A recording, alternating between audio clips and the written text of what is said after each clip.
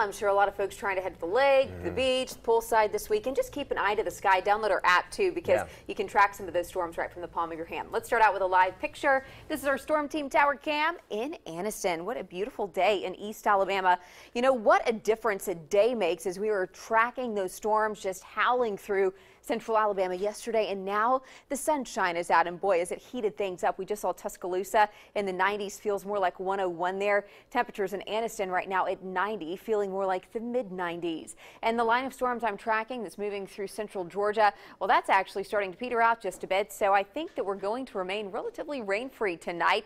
Could see one or two rogue showers early this evening, but most of the activity right now is down towards our south, heading towards Montgomery, and those storms are shifting southbound. So Hale County seeing a little action right there on the eastern edge of Hale County.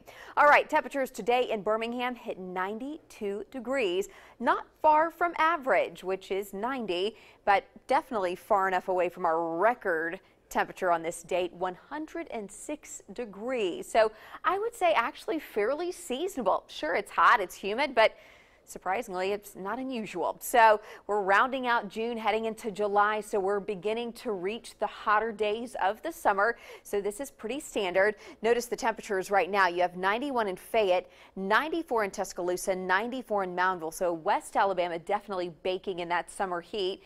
Mid to upper 80s in East Alabama. But again, when you add in a little humidity, here's what it feels like outside right now. Feels more like 101 in Tuscaloosa as well as Jasper. Feels like the century mark in Gadsden right now. Feels more like 96 from Asheville to Talladega down to Alabaster. Over the next 12 hours, well, we're feeling the heat, especially early this evening, holding close to 80 degrees even through around 9-10 o'clock. We won't slip into the mid-70s until just after midnight. We'll hold there until early tomorrow morning. We'll start out our Saturday at about 74 degrees. So warm night tonight, for the most part dry, and just a few clouds passing by. Tomorrow, the sun shines back early. It will be a dry start. Temperatures cranking up, though, back into the low 90s, and then a few scattered showers and storms are possible. Remember, 40%, that's coverage, so that means about 40% of our viewing area we'll see some type of wet weather tomorrow. Doesn't mean the whole day will be a washout, but there's a good portion that actually will stay dry. Notice our heat index for today. Our heat advisories non-existent for central Alabama, but our heat index value is still quite warm, close to that 100-degree mark. Heat advisories in place in northern Mississippi and northwest Alabama, but again, for us, we're not going to meet that criteria, but it is still going to be dangerously hot, so folks really need to be careful.